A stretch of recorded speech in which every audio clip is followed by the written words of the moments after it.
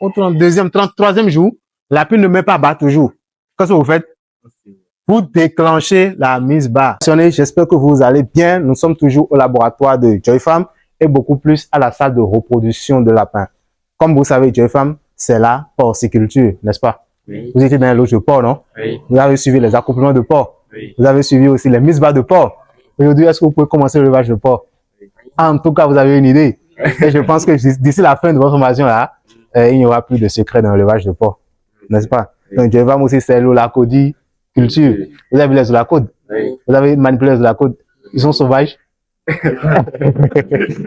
En tout cas, Joy Farm aussi, c'est l'holacodie culture. Cet animal domestiqué que nous apprenons à nos étudiants ici parce que c'est un élevage très rentable. Vous savez, vous avez remarqué que l'holacode ne mange pas beaucoup. D'accord? Or, la viande de la côte coûte vraiment cher. Si vous faites l'élevage de la côte, vous êtes en train de déposer de l'argent dans un business qui va multiplier par 3 par 4 votre investissement. Et la demande de viande de la côte est très forte. Non seulement au Bénin, même aussi à l'extérieur du Bénin. Ouais, vu combien de fois on envoie de la côte en Côte d'Ivoire ici. D'accord? Donc, je peux vous dire que à la fin de votre formation, pensez aussi à vous lancer dans cela. L'investissement n'est pas si fort que ça. D'accord? Donc, pensez aussi à cela. Maintenant aussi, Joy Farm aussi, c'est l'élevage des poules pondeuses, n'est-ce pas? Donc, nous produisons des œufs de table. Lorsqu'on fait l'élevage de poules pondeuses, le but, c'est la production d'œufs de table pour pouvoir vendre des œufs. Les œufs qui font l'omelette que vous mangez tout le temps. C'est à Joy Farm qu'on produit ces œufs. Lorsque vous faites de l'élevage de poulet de chair, l'objectif, c'est la chair. D'accord? Et lorsque vous faites l'élevage, bon, il y a des poulets améliorés, qu'on appelle les Goliath et autres. C'est aussi bien l'œuf que la chair. D'accord? Donc, Joy Farm aussi, c'est dans la aviculture, comme vous savez. Et forcément, nous sommes dans la, comment on appelle ceci? La cuniculture. Donc, l'élevage des lapins. D'accord? Donc, c'est aussi un élevage très rentable, n'est-ce pas?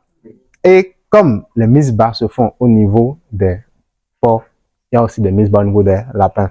Vous avez remarqué. Donc, c'est la raison pour laquelle, ici, l'organisation est très importante. Lorsque vous venez à Joy Farm, vous voyez que c'est toute une organisation. Vous allez là-bas, vous avez de ce côté des lapins qui sont comment?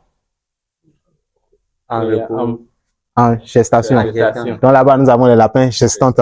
Ici, nous avons les lapins qui ont mis bas, les lapins qui attendent d'être servis. Et là-bas, c'est les jeunes lapins que vous allez suivre avec les mâles. D'accord? Donc ici, nous sommes sur la ligne des lapins gestantes. Donc, comme on est au niveau des lapins gestantes, on vient apprendre quelque chose. La mise bas, c'est important. D'accord? Si vous ne suivez pas bien votre mise bas, si vous n'avez pas les bonnes méthodes au niveau de la mise bas, qu'est-ce qui se passe? Vous risquez de perdre des lapins. Et si vous perdez la peau, vous allez perdre de l'argent. Donc, c'est important de pouvoir suivre correctement la mise bas et minimiser au maximum le taux de mortalité à ce niveau. D'accord? Parce qu'il y a un taux qu'il ne faut pas dépasser sous mer et aussi en engraissement. Et déjà, il ne faut pas commencer par perdre des lapins lorsque vous êtes à la mise bas.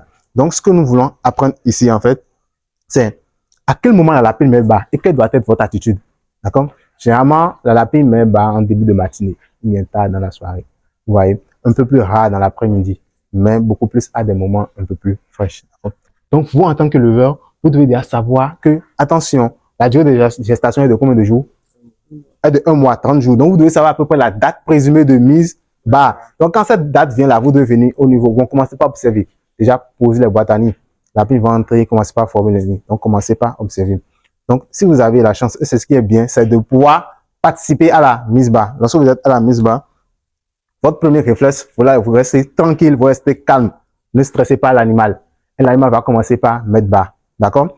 Donc, ce que je veux ressortir ici beaucoup plus et qui fait que je vais partager avec nos amis, ce que nous voulons ressortir beaucoup plus, c'est qu'il y a des cas où la mise bas ne se passe pas comme prévu. D'accord? Et quelle doit être votre attitude? Dans la lapine, vous êtes sûr qu'elle est gestante. Vous papez, vous voyez qu'elle a de l'apéro dans son ventre. D'accord? Si on se comprend. Et la mise bas commence. Elle fait 1, elle fait 2, elle s'arrête. Elle ne continue plus. Il y a un problème.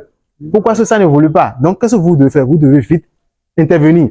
Vous devez vite aider, en fait, à ce que le processus de mise bas aille à son terme et se termine correctement. Donc, qu'est-ce que vous apportez? Vous apportez de l'ocytocine, qui est une hormone qui va favoriser les contractions musculaires pour que la lapine puisse rapidement mettre bas. Donc, vous éjettez de l'ocytocine, vous allez voir que rapidement, elle va finir de mettre bas. Sinon, dans la normale, une mise bas dure environ 30 minutes, pas plus. Ça dure environ 30 minutes. Maintenant, c'est fonction des races et autres. Mais généralement, c'est 30 minutes de temps. Et la lapine, elle donne le nombre de l'apéro que vous voulez.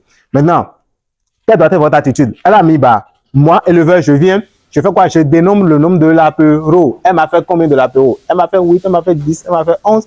je dénomme le nombre de l'apéro. Et j'essaie de voir, est-ce qu'il y a des monnaies?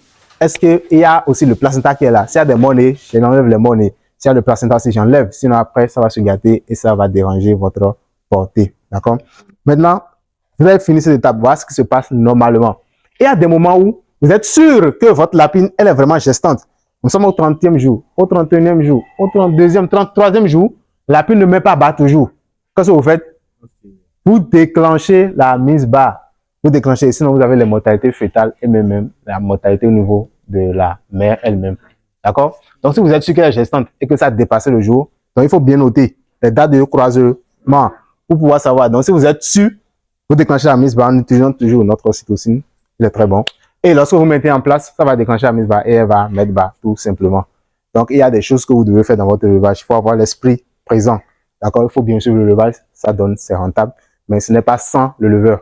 Lorsque le leveur n'est pas vraiment là et qu'il n'est pas performant, il n'est pas capable, vous allez perdre beaucoup d'animaux. Donc, c'est quelque chose qu'on voulait partager avec vous, chers amis. On a partagé avec nos étudiants, avec vous aussi. Pensez à être présent lors des mises bas et à des moments donnés aussi à déclencher la mise bas chez vos femelles. Ça vous permettra de rentabiliser, d'avoir beaucoup plus de succès dans l'élevage de lapin et à réellement voir que c'est un truc qui peut réellement nourrir son homme. C'est un truc où la rentabilité est très vite. Mais lorsque vous passez à côté de cela, vous allez voir que, attention, vous allez tout simplement perdre beaucoup d'argent. Donc, n'hésitez pas à vous lancer dans l'élevage de lapin. Lancez-vous. Et si vous voulez vous faire accompagner, informer, venez. Nous allons vous accompagner pour que les résultats puissent suivre. Parce que il faut de la technique, il faut du professionnalisme et il faut surtout du bon sens derrière l'élevage de lapin. Je vous remercie d'avoir suivi cette vidéo. N'hésitez pas à partager. Et aussi, si vous avez des questions, allez-y. On va vous faire un plaisir de vous répondre. Je vous remercie.